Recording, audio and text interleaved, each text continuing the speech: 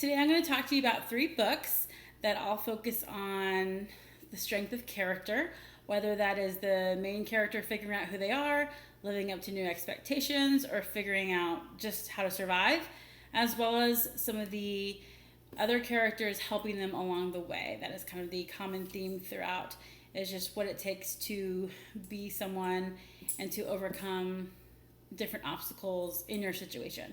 So we'll go by year of publication. So we'll start with Scythe by Neil Shusterman.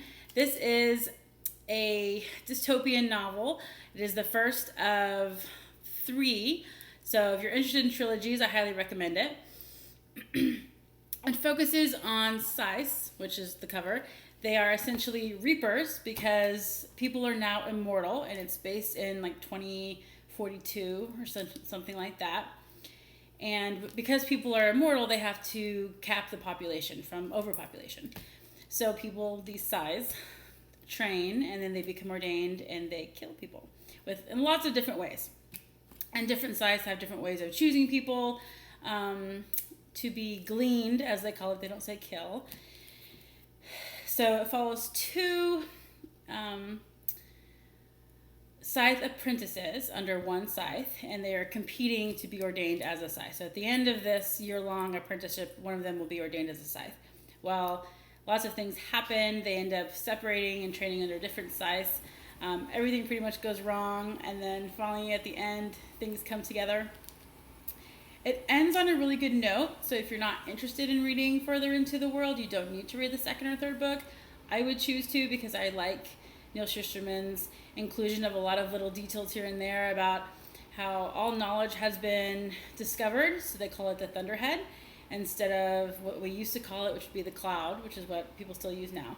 So there's a lot of inclusion of things here and there without diseases and things that are thrown out, that you are kind of constantly reminded, oh yeah, people are immortal and the world is different. So I just enjoy the world that he's created. So there are 2 other books that are now currently out.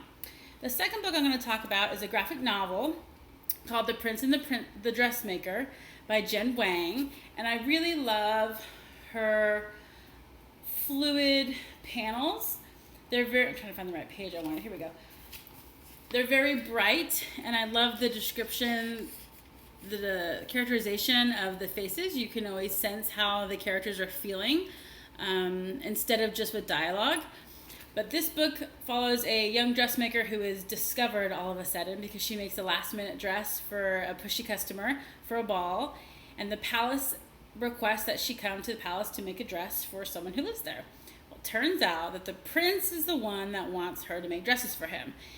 And it kind of explores the ideas of what his parents want for him, because they want him to go off and get married, but he wants to have a life of leisure and still rule, but he wants to be able to have this alternate persona where he often wears a red wig, where he dresses as a girl, and that's what he likes to do because he likes pretty things.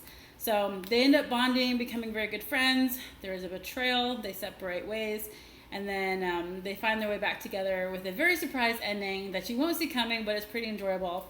It's also a quick read because it is a graphic novel, and the panels are just very beautiful. Classic Jen Wang. If you haven't read her before, check her out. The last book is a thriller.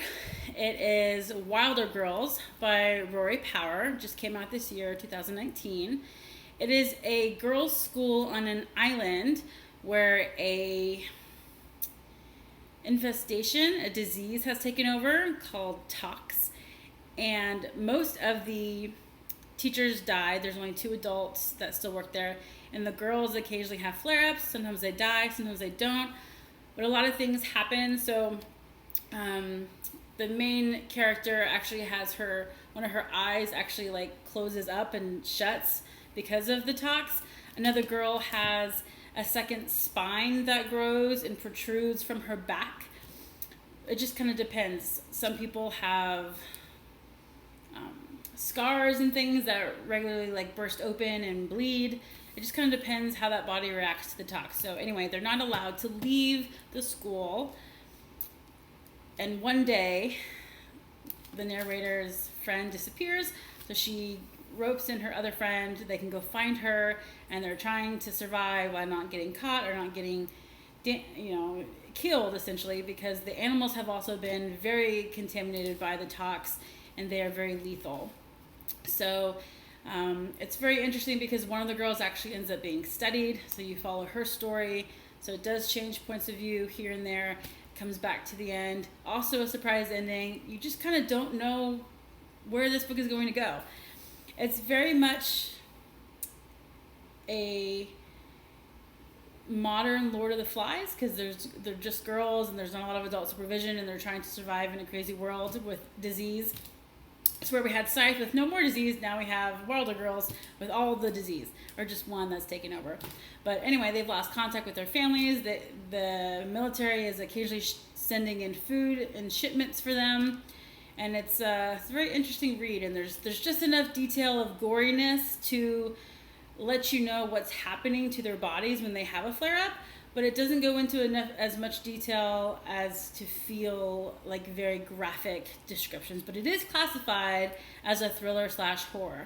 So anyway, check these out. Check them out at your local library. 2 of these I actually got from the Dallas Public Library because they have them. And this one was in my in-class library.